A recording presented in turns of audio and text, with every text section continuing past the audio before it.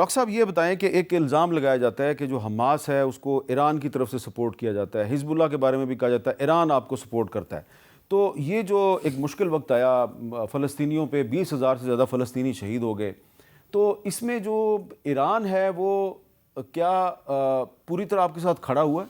دیکھیے فلسطینیوں پہ سپورٹ کرنا جرم نہیں ہے.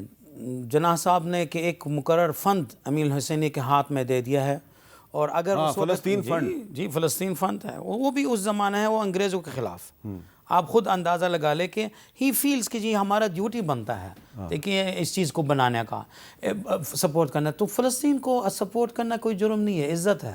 اور میں نے یہ بھی دیکھا ہے حامد بھائی اور ناظرین کا، جس نے بھی فلسطین کا ساتھ دیا اللہ تعالیٰ نے ان کو عزت دیا دنیا میں آخرت سے پہلے، اور جس نے فلسطین کے ساتھ غداری کیا اللہ تعالیٰ نے ان کو اس دنیا میں ذلیل کیا. اچھا یہ بتائیں کہ آپ نے کیونکہ ذکر کیا قائد اعظم محمد علی جناح کا، تو انہوں نے جو فلسطین فنڈ قائم کیا تھا تو وہ پیسے بھیجتے تھے مفتی امین الحسینی صاحب کو، ٹھیک ہے.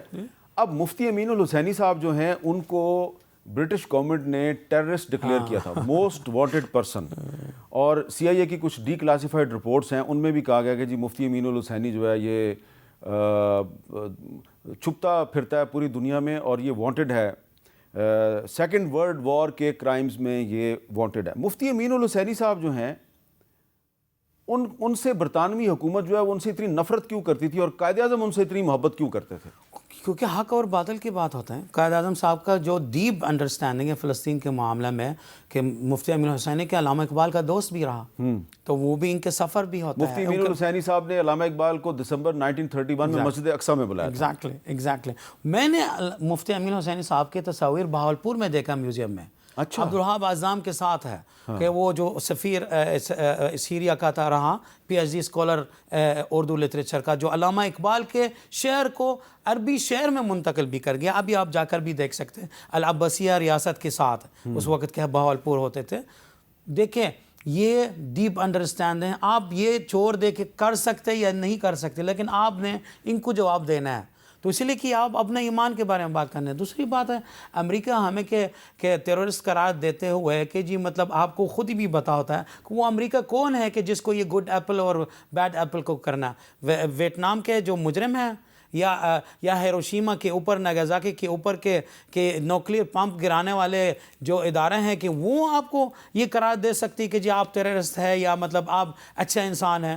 وہ دا کلرز آف افغان پیپل اور عراقی پیپل اور ایرانین پیپل اور یہ سارے لوگ یہ جو ساری دہشت گردی ریاست ہے اسرائیل اور امریکہ جیسے ہیں، لیکن یہی کہ گلوبلائزیشن کے بدلے میں امریکنائزیشن ہو گیا. یہ محبت ہے قائد اعظم صاحب کا، امین حسینی صاحب کا. اس کا ایک داستان ہے. اگر آپ تھوڑی سی مطلب فورن منسٹری کے آرکائیو میں آپ جا کر چیک کر لیں کہ ایک مکاتبہ ہے کہ وہ آل مسلم لیگ کے دور سے امین حسینی صاحب کے قائد اعظم کے ساتھ کے ہوتے تھے اس وقت. صاحب بتایا کہ پریکٹیکلی انہوں نے 16 جولائی کا مطالبہ کیا امین حسینی صاحب نے کہ یہ یوم فلسطین کو منایا جاتا ہے پاکستان، اور آل انڈیا مسلم لیگ نے پھر 16 جولائی کو یوم فلسطین منایا. بالکل منایا ہے. اچھا، اور اس کے علاوہ 1937 میں جو ایک رائل کمیشن آیا تھا اس پہ علامہ اقبال نے بھی اس کی مذمت کی تھی، قائد اعظم نے بھی مذمت کی تھی، اور جو آل انڈیا مسلم لیگ کا سالانہ اجلاس ہوا تھا 15 اکتوبر 1937 کو، تو اس میں قائد اعظم نے برطانیہ کو ایک دغا باز ملک قرار دیا.